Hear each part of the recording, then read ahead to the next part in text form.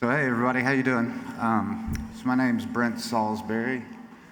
It's awesome to see everybody here. These are the kind of events that you make relationships that last a long time, and eventually you'll probably change something in the industry from it if you haven't already. So thanks to John, Mark, Hinkle, Dave, everybody for putting this together. It's really great. So my background, I've probably spent 10, 12 years doing network operations, so network architectures, data centers, WANs, LANs, fiber, optical, the whole shooting match. Then a few years back, I transitioned into software development. I was kind of bored because while networking is incredibly fun, it's, at the current time, it was getting a little repetitive. So today we actually announced a startup we're doing, Socket.io. Socketplane.io. And these are four guys that, while there's lots of people in the industry that have changed how I look at networking, how I look at the IT, compute, these are guys that have had profound impact on me. So I kind of like, this slide. It's finding people that. Are we feedbacking some? Yeah, sorry. Sorry, that was kind of hard to do there. Hang on a second. Let me do this. All right. So like operations, to me, is really at the heart of it is this team. So it's this esprit de corps. So when I was young, many years ago, to get college money, I went in the Marine Corps. So it was right after the first Gulf War, and it was this company, this tank company that I was in, and a lot of salty dudes, pretty angry guys. It's the Marine Corps, whatever. That's what happens there. And we were kind of a bad company. So we had all this experience, but when we ranked ourselves against the rest of the battalion, we didn't perform as well as the others. Most of the time, we were kind of miserable being there. I mean, lots of late nights, lots of staff sergeants and gunnies yelling at you. So once those guys kind of cycled out, there was a bunch of us, young kids. We really didn't know what we were doing, and we had these big tanks, and amazingly didn't kill ourselves in the process. But we loved doing it, and we loved each other. And so what came out of that, we turned into like the best tank company in the battalion. So the point of that is, it takes a team. I mean, there's lots of smart people out there, but finding people you trust, it's really important. And so I'll talk a little bit more about Socket Plane if we have time. The high level is, we've got a compute disruption that is started. We've been doing VMs for a long time. So just quick history, right? So we went from P to V, 10, 12 years ago. That was a tough transition for some, but the good thing is the applications changed some. So now today we run 20, 40, however many operating systems. We have this duplicity on the server where you're running a bunch of those, but in reality, the application is the value.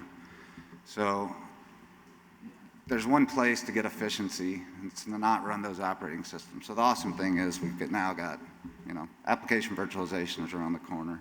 It's going to come quick. Definitely recommend looking into it. So the evolving network. So I'm going to talk mostly on, I loved operations. I love everything about making things work.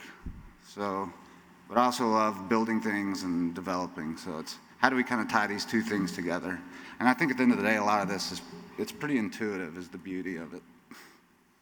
So here's the problem, one of the problems, but this is a big problem. We've got exponential growth. The internet's exploding. We hear buzzwords like IoT. If we look at where we're at on the curve, so the y-axis isn't there, but it's it's port speeds.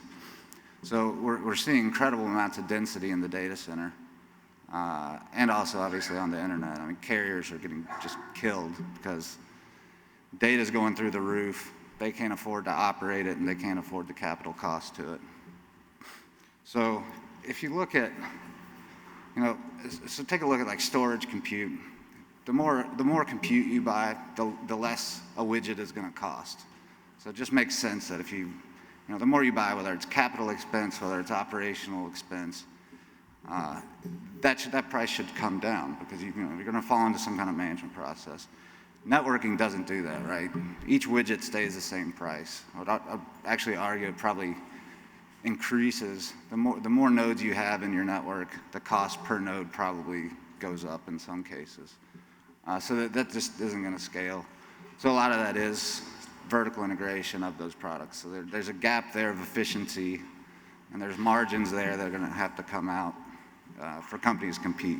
And so we're already seeing that, right? So we've had commoditization in networking for a while now. If you crack open a top of rack from anybody, there's going to be a Trident 2 sitting there. Intel's right around the corner too. So what this kind of what this vertical integration leads to is provisioning. So when we used to buy buy a firewall for a data center, you're going to say, well, in 5 years that firewall, I'm probably going to need 100 gigs of traffic or 40 gigs or whatever you're going to need. But I'm only going to use a fraction of that at the beginning because I want to leave myself room to grow. So depending on that hardware life cycle, you're probably buying a bunch of hardware that's sitting on the shelf. So you're buying capacity that sits on the shelf. So in compute, that's kind of insane. So in compute, that's basically like 1982, microprocessor just came out. We're buying, every server has an application on it, and probably just one application. So it's probably sitting there at 2% CPU memory utilization, but you have all this other. So that's one of the whole reasons we virtualize everything. So in compute, you scale that out, right? If you need more, you scale out. Networking, we need more. Operations goes in and rips it out.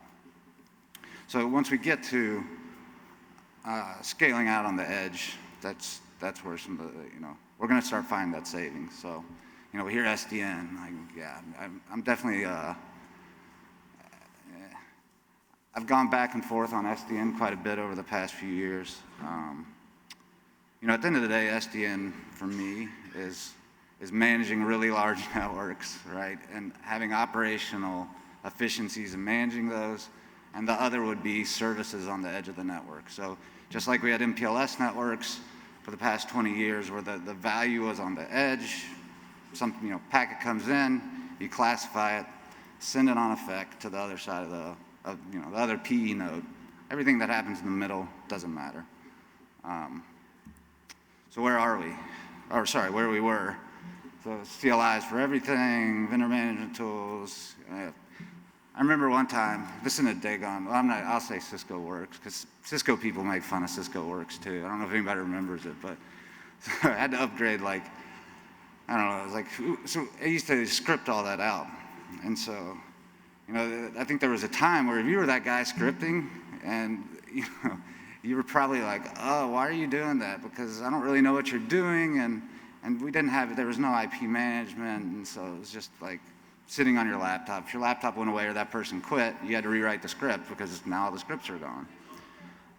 So I think I did hit the upgrade button because they wanted everybody to, okay, we're going to use the management box because everybody knows how to use it, and we should have the same predictable results. So what it actually did was went out, it blanked 50 switches, deleted all the images, deleted the bootloader, and said, done, everything's great. Click here to reboot. So fortunately, we didn't really trust it, and so we looked and noticed that we had no images running on, 50 switches, and we would have been out there if anybody's ever uploaded switch images with over your little RS-232 cable, it would have been a long week. Perl, Tcl, Python started coming around. So where are we now? It's kind of the same. I say that tongue in cheek, but some things have changed, but some haven't. So this is kind of where some of the folks out there are. So flat operating budgets, like operations isn't getting more money. So if you're in an enterprise right now, you're probably hearing quite often, how can't we just outsource that? Sure, like rip out all your infrastructure and put in the magical invisible infrastructure So it's not compute, right? There's some kind of umbilical cord to get to the cloud that's always going to be on the prem. So uptime, CapEx, op reduction, like a lot of those things don't mix. So saying I have to have maximum amount of uptime, but I also have to have innovative network services. That's just, it's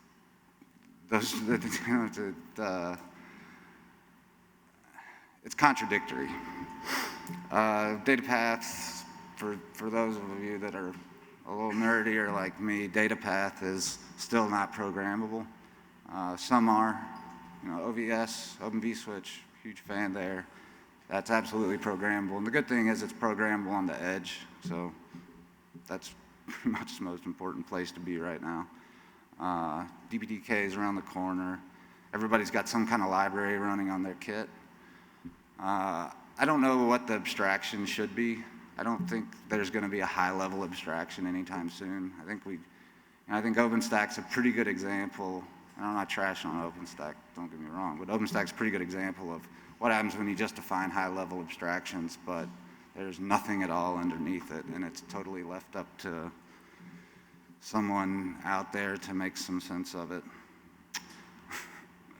And then the others, so we went from core distribution access. That was like bread and butter back in early 2000s, late 90s, right? You had a core, you had a distribution. Distribution, between core and distribution, you probably had some kind of IBG, UDP, and then at the access was all L2.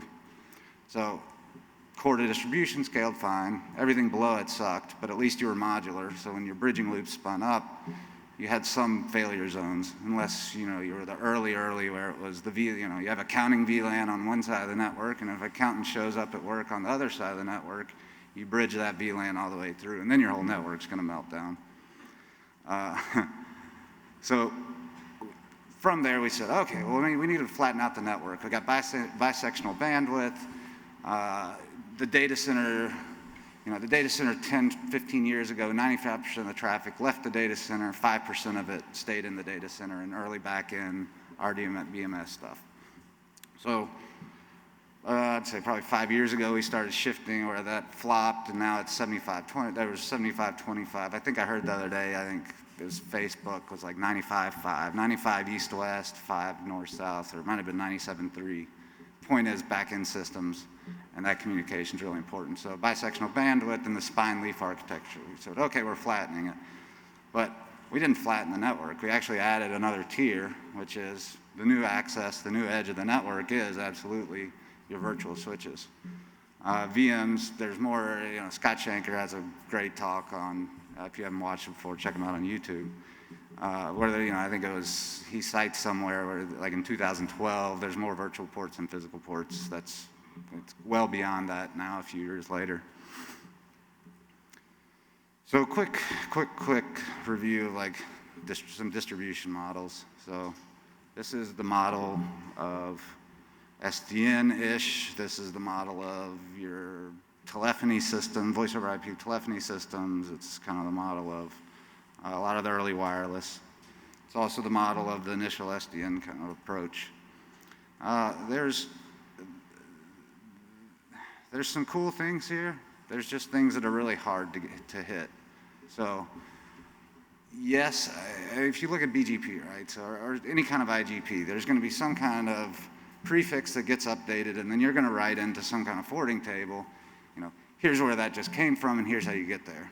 So I could argue, and I have argued in the past plenty of times, that there's no difference from that, a switch coming online, and I'm going to program that new node or that new port that just came up that has a VM hanging off of it. That part's great, but what happens when something falls apart in the middle? So now I've got this inconsistency, and it gets really, really hard. Controllers are hard. It's hard business.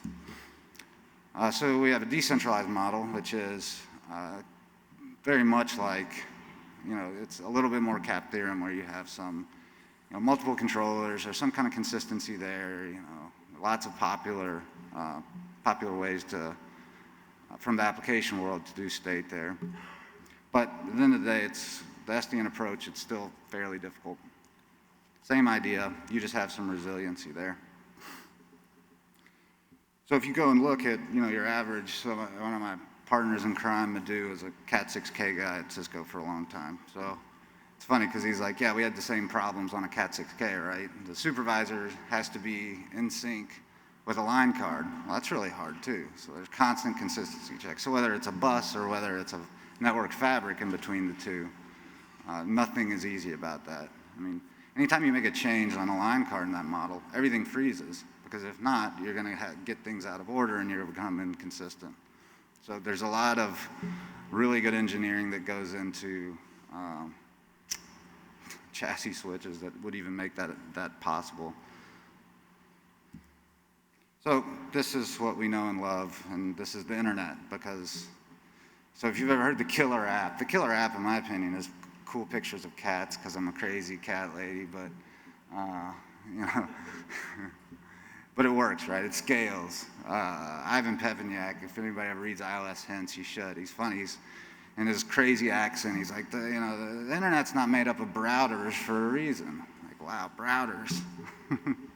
So bottom line is algorithms that achieve consistency are going to scale better than me or any of us in this room programming forwarding paths. So barriers to scale, L2 is just insane. Like, we still have L2 networks, and it's nothing more than bad architectures. Either that or it's just a really, really bad application. And so this is this fundamental thing to what we've been trying to do over the past few years is get rid of that L2 domain. But instead of getting rid of the L2 domain, we're hacking. Around and see it pretty much everywhere now. God?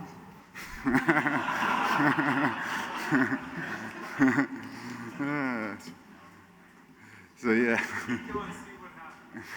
Scott, Randy's waiting in front of the museum for us.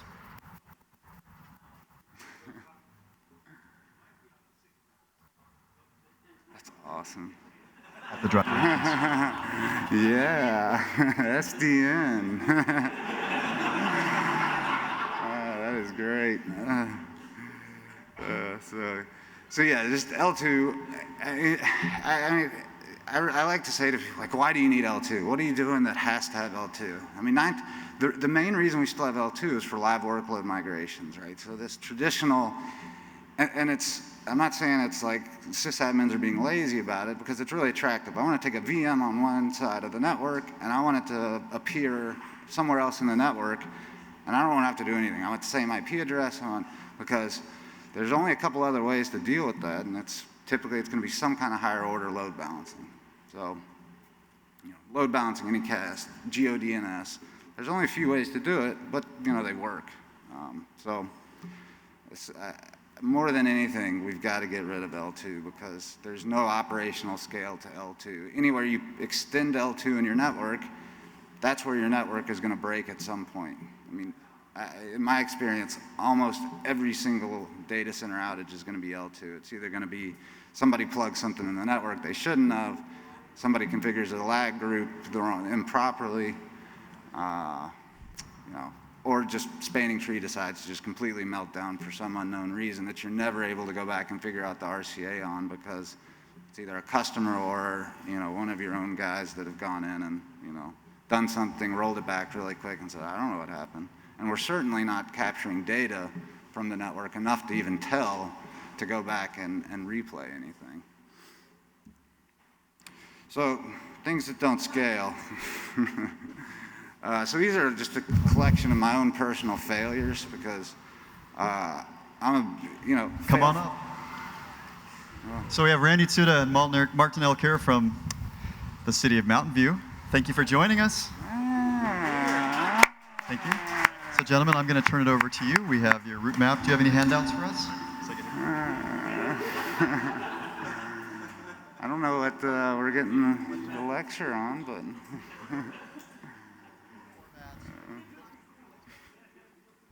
yeah. Oh, that's awesome. I feel less stupid up here now. It's okay. Well, yeah, we'll see if we can keep going. So anyways, these are just a handful. I mean, anybody that's like dug into SDN, you should probably just laughed because you probably All the like, way hey, front, let's okay. explicitly flood. Does anybody have that address? I'm gonna yell down, get on all the speakers and find out where that lives. Okay, let's see. All right, let's give it a shot here. So, okay, well, if we're programming all the flows in the network, then let's flood everything. It's just, there's no way for us to be able to manage broadcast domains because algorithms can't even manage broadcast domains. Tall and short of it. Reactive OpenFlow, awesome idea on paper. There's no scale to it. We all know that. Our proxy, this is one of my favorites. It's like, okay, we can proxy it, but we're probably going to burn up at least 2 to 4 rules per host. That was I don't know, really bad idea. Source destination, I don't even know what this controller, source and destination, basically it's manage a flooding domain, but we're only going to flood to a particular host. Also another problem. That was almost sort of scalable, but really it's just not. It's like calling up somebody and screaming into the phone just to them. Like, hey, who'd I just call? Who is this? I should know if I'm setting up the call.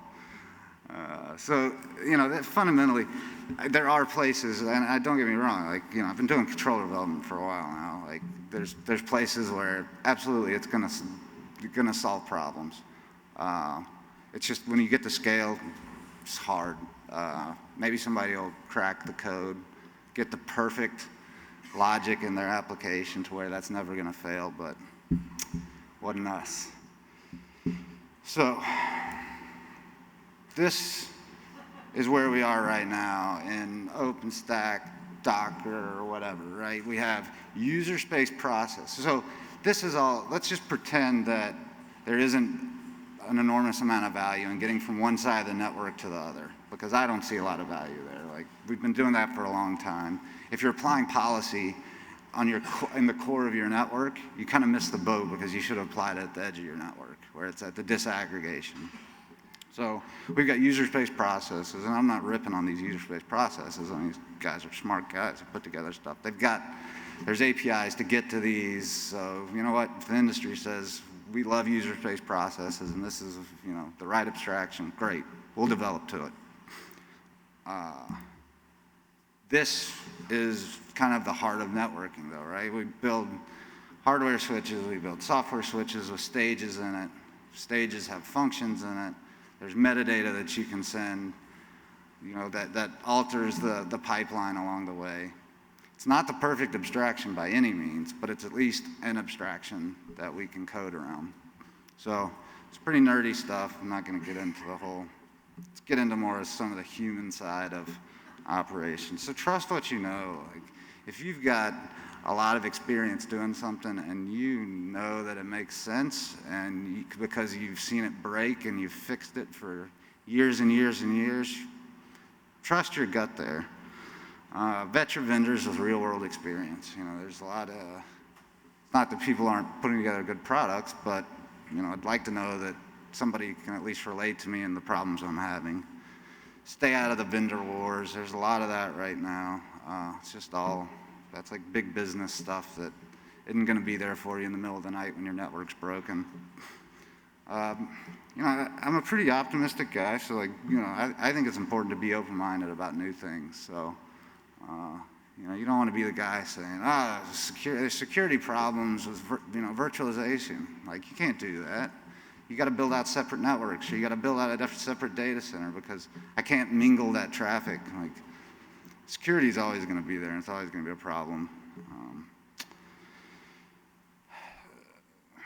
And then abstractions. JR had a great point this morning. Let's not lock ourselves into anything. Let's not pick, structures that made sense 20 years ago. Let's not use XML. JSON's pretty good, right? There's kind of common sense things that we know. So just because a vendor says this is what you should do, vendors aren't the ones putting together the large scale things. A lot of that these days is coming out of top secret, large scale things. So maybe that's worse because you have no idea what they're doing half the time. But so take time, take a time. So there was a guy, I forgot what it was, but he was he was a hospital CIO, and I'll never forget what he said. He's like, we've had some problems with people like cutting out the wrong kidney or whatever. There's one on one side and one on the other. And they're like, so what we do is take a time out before we cut. Before the surgeon cuts into it, they take a time out to make sure they're cutting out the right one. I'm like, that's scary, but that's also good. I don't want my doctor to, do that. So yeah, I mean, we get into we're in this insane cycle of just like, produce. If you're even in this room, you've got passion for, technology, IT, like that's just, we'll go until we, drop dead or whatever. So it's much more important to execute the right architecture, the right strategy, as opposed to just executing. So, it's tough in open source, right? Came from Red Hat. Like, Red Hat's awesome in open source. But when you have 50 people in open source and, maybe even a fraction of them, it's against their core business model to succeed, for the project to succeed, that's tough. And I'm not, there's lots of big open source. That could be anybody. And then, of course, the plan, don't be so attached to a plan or an architecture. Like, if it's bad, it's bad. Like, bite the bullet, start over. Because middle of the night, operations, we're built for, when you're measured, you're only as good as your last outage. You could go through and save tons of money, cut, do all kinds of things, right? When I hear, I used to hear, oh, you have to be multi-vendor in your network. If I'm somebody, why would I want to put in divergent pieces, architectures or systems that don't play well with each other when I'm really measured on my uptime? It's probably not a popular thing to say, but, if I'm measured by uptime, then, one throat to choke. All those things start to, that's an important thing. It's tough. So this is just an example of we actually stopped crazy all-night coding and the never-ending sprint to hey, let's stop and actually put together a pipeline and put some sanity around what we're doing. So just an example of, this was something we did for OpenStack integration with ODL. So we're actually pretty proud of that because it's the stages of the OVS pipeline. So we got within OVS in the fast path. So that's nerdy stuff, but Linux kernel, Linux operating systems have a fast and slow path. Kernel resources get precedence.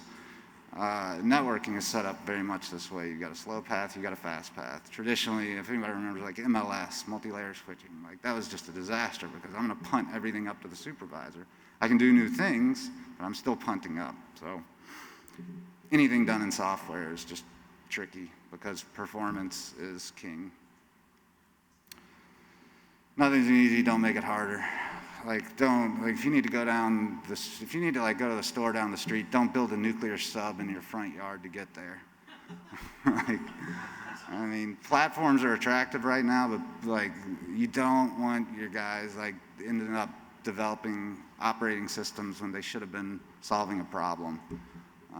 It's tough because every line of code that you put in that adds, it's this weird thing in the programming where it's, the more abstract, literally, I'm pretty sure half the people would be if I had a simple line of code or a really complex line of code, they would pick the complex line of code because it makes them feel smarter. Don't do that. I don't know. Maybe it's just, I'm too practical there and there's something I don't see, but just, and listen to the users. If somebody comes to you and says, hey, this is really complex, I have no idea what's going on. Listen to them. Don't just say, oh, well, don't worry. We're going to abstract that away at some point. Because that's not going to happen either. And just assume your abstraction's wrong and be able to change, whether it's your model, whether it's, just assume it's wrong and just listen to the customers. Stalk your customers. I'm kind of a stalker with customers, and I might stalk you guys on the way out and get some, I'm just kidding, that was kind of weird. So performance and reliability, those are definitely the king. So I can't say it enough. Network guys are measured on uptime. Like, everything else is irrelevant. I mean, Amazon does amazing stuff, but everybody knows the date of their outages because that's what everybody sees. So, it's too inherent. Networks are oxygen anymore. If it's not there, people die. So, or you get fired or something even worse. So with development, so whenever you're going out to do anything, whether you're fixing a big problem or a small problem in your environment, understand the problem. I mean, networking's tough because, there's guys out there, I mean, some of the smartest dudes in networking are like SEs at these companies that have just lived, breathed networking their whole life. It takes a long time to understand how layers interact and how to achieve scale and filter out good options from bad options, or not even good and bad, but more scalable and not scalable. So if you don't know the problem, stalk again, weird. Make readable code, and code for I think JR said this earlier too, it's code for the worst case scenario because something's gonna go wrong. I mean, out of nowhere, some VM or some host is gonna manage to do 200, 300, 400,000 packets per second that will cripple something in your infrastructure. So it's tough. It's tough not to have something that scales because, you can program around anomalies like that and try and envision the worst case possible, but that's a hard thing, especially if your foundational architecture doesn't support it. If it's not broke, don't break it. I could have used that advice a few years back. So we fail really fast. That's the good thing. Make sure you got a platform that you can fail fast on. Prototyping is king. Just burn down your laptop at all times and make sure whatever you're doing is right even before you take it to a higher QA or even worse, production. Understandable. So network architects, network operators, they need things we understand. Like, if you can't explain, here's why you're doing this and here's why it's a good idea, it's tough. Like, just make sure that the components you're giving everybody, especially your customers, are the right components and you believe in it. Predictive analysis, data problem. Extracting data from the network's always been a problem. Nothing we've talked about over the past few years changes that. We've got some ideas on it, but it's really a data reduction problem. So we'll be jumping in on some of that. It's not to say, so you don't have to wait on somebody to figure out the problem of, hey, if I'm tracking something as simple as, the ping has been network management for however many years, right? So if you have a node that is showing 90% of the outage, 90% of the time it's down, or sorry, like 5% of the time it's down, there's probably something wrong there. So if you start collecting that data, that's not hard stuff to do, and you can start doing some proactive maintenance yourself.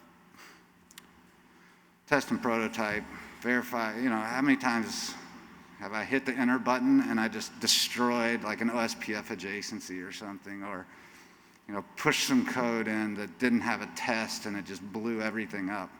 I get excited when I hear about web scale, the stuff Colin's talking about, where it's treating configuration like code. If you're not considering, here's how everything in our network gets scripted, and now you've got this review pipeline, just like you would push a patch, somebody's going to review it in +1 or -1. Same concept, because any good, high-level operations architect guy should be able to read a config, understand their network, and say, no, that's going to break it or it's not. So we shouldn't punish like the go-getter out there that's looking to make his name in the organization, make a change, but we cripple him and he can't. So this is Gene Kim. I love, quote from him. It's long, but the main thing is, everybody's smart, but teams don't need rocket scientists unless you do rocket science, I guess. But the closer you can get to collectively thinking as one, now you start filling in all your gaps. I mean, the team that we put together, right?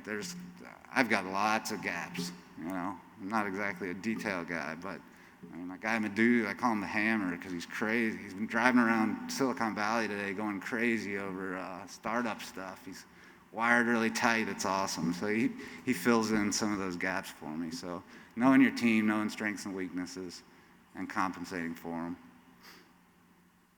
So team culture. I mainly did this just because it's Kyle Mestry there with this amazing Magnum PI mustache.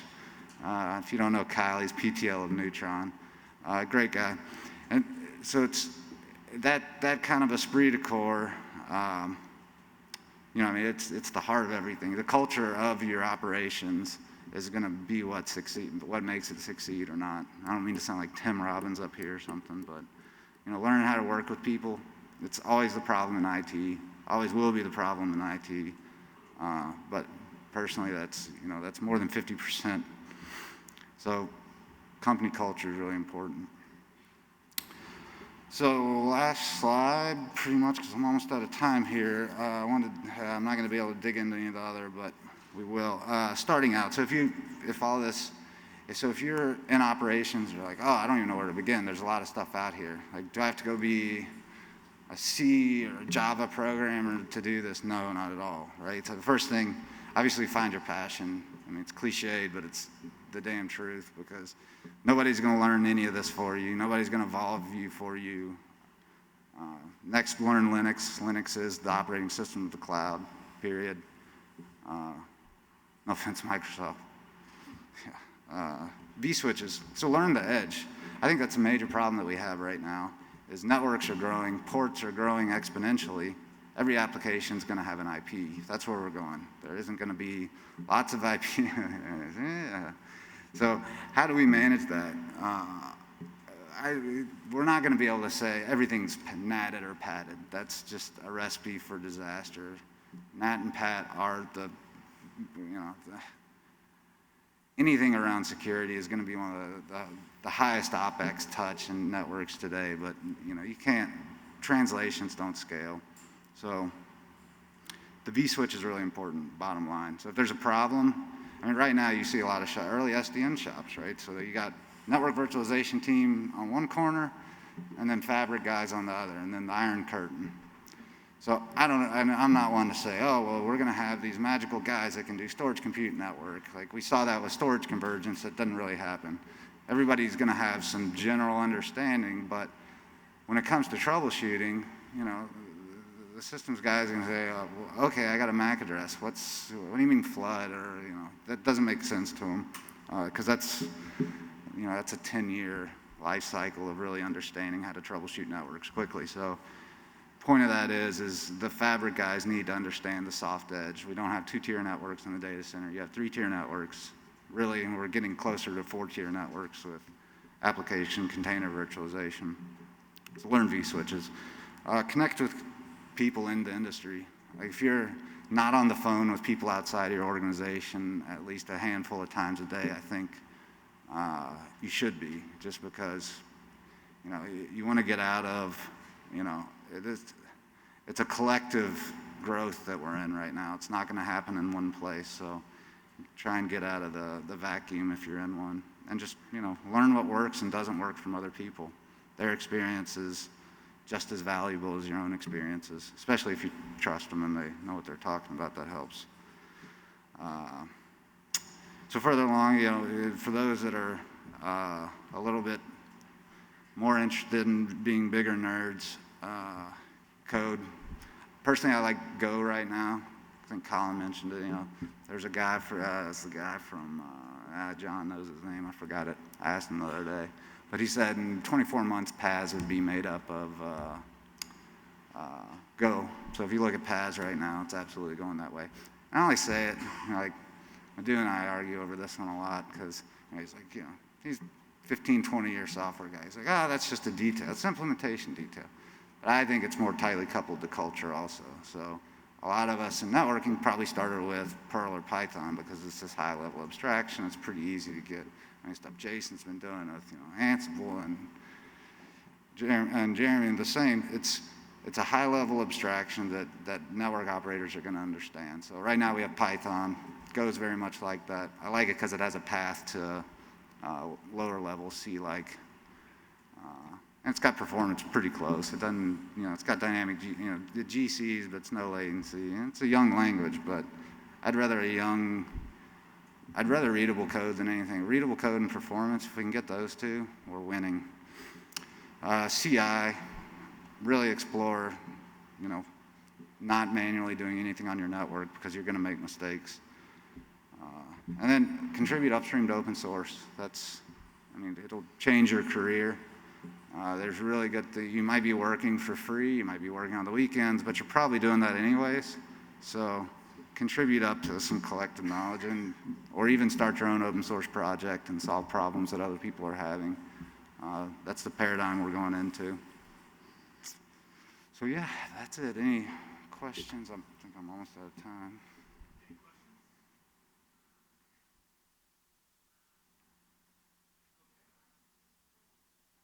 Yeah, definitely. Make sure that you have signed up. Okay, thank you very much. Thanks, everybody.